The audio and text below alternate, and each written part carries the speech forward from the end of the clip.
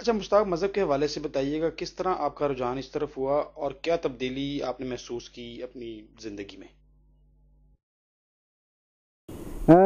اللہ کا شکر ہے جی، یہ تو اللہ کی طرف سے ہے۔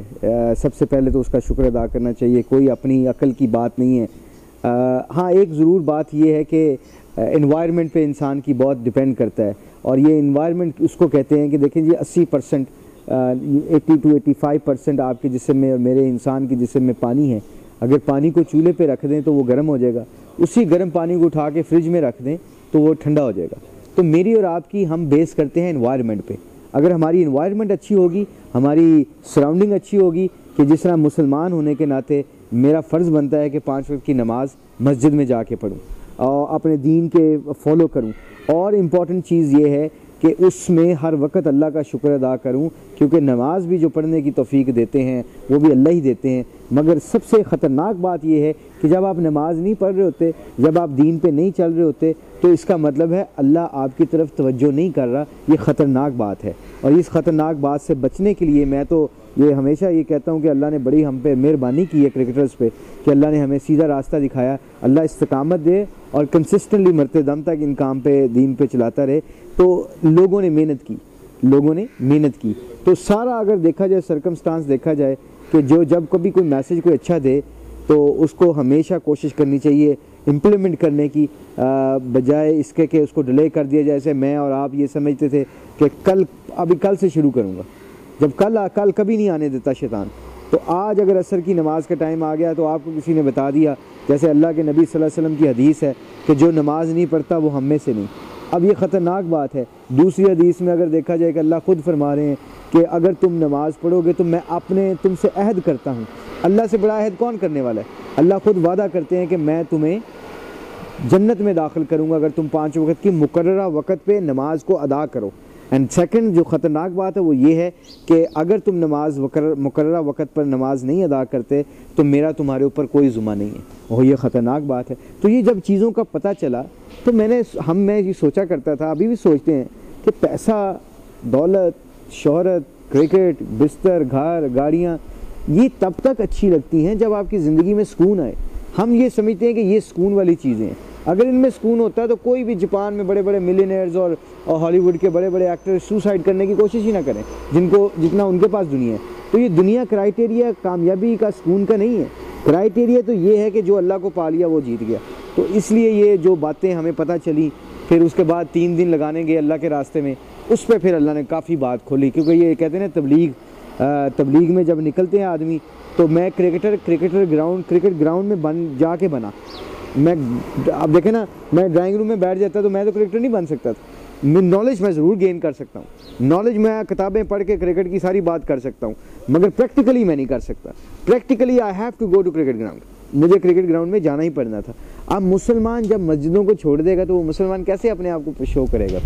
تو یہ ساری انوائرمنٹ کی بات ہے۔ تو یہ پھر 3 دن لگائے، پھر اللہ کے فضل و کرم سے یہ اللہ نے توفیق دی، جب بھی موقع ملتا ہے تو اللہ کے راستے میں 3 دن کے لیے نکلتے ہیں۔ اس سے بڑی واشنگ ہوتی ہے، اس سے بڑا پتہ چلتا ہے۔ اللہ خود کہتے ہیں جب تم میرے دین کا کام کرتے ہو تو میں اپنے علم سے علم اور اپنے علم سے علم تمہیں دیتا ہوں۔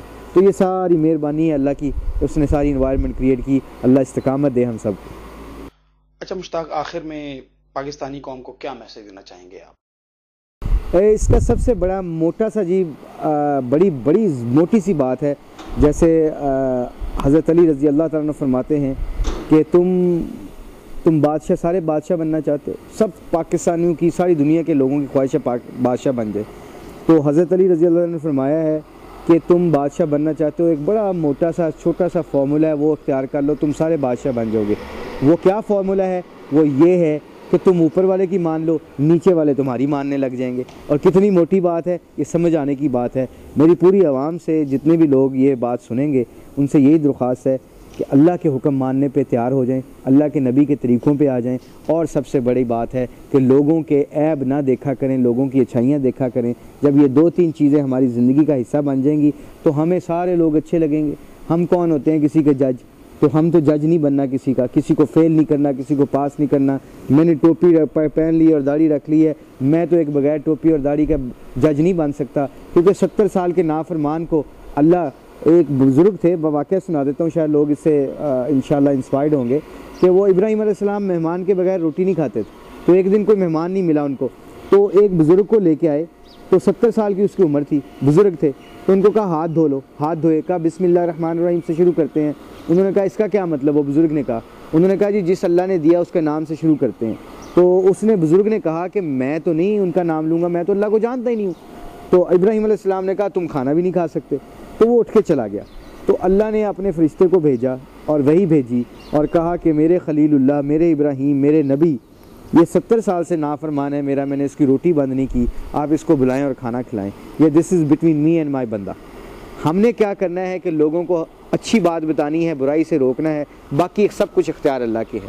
تو اس لیے پوری عوام سے یہ درخواست ہے کہ 5 وقت کی نماز پڑھ لیں. جو فیصلہ یہاں سے اوپر جائے گا وہاں ویسے ہی فیصلے نیچے آئیں گے, جو اعمال نیچے سے جاتے ہیں اوپر ویسے ہی اللہ فیصلے بھیجتے ہیں. میں اس بات پہ تو سارے ایگری کرتے ہیں, مگر عمل ہمارے اتنے زیادہ نہیں ہیں. دیکھیں نا, کہتے ہیں اللہ سے ہوتا ہے سب کچھ, تو اللہ کو منا لیں. اللہ کو منا لیں گے تو چینی کی قیمتیں بھی ٹھیک ہو جائیں گی, دال کی قیمتیں بھی ٹھیک ہو جائیں گی, گوشت کی ہو جائیں گی. حکمران ہمارے فضل و کرم سے, اللہ کے فضل و کرم سے ہمارے مطابق آ جائیں گے جس طرح کے ہم چاہتے ہیں. پہلے میں اپنے اعمال دیکھوں, اس کے بعد کسی کو جج کروں. جب یہ 5 وقت کی نمازوں کے ساتھ, اللہ کے نبی صلی اللہ علیہ وسلم کی سنتوں کے ساتھ جب زندگی گزاریں گے تو اس میں کیا ہوگا کہ سکون ہی سکون, برکت ہی برکت. اینڈ دین واٹ ہیپن, معاشرہ ایک معاشرہ بن جائے گا, سکون والی زندگی بن جائے گی, جنگل والا قانون ختم ہو جائے گا. کیونکہ اللہ کو پانے کے لیے اللہ کی ماننی پڑے گی, اور جب اللہ کی مان لیں گے تو اللہ ہمارے کاموں کو بنائے گا. پوری قوم سے یہ دعا ہے اور التجا ہے کہ ان چیزوں کو پکڑ کے رکھیں. جب جتنی جلدی پکڑ لیں گے اتنا ہی ہم کامیاب ہو جائیں گے.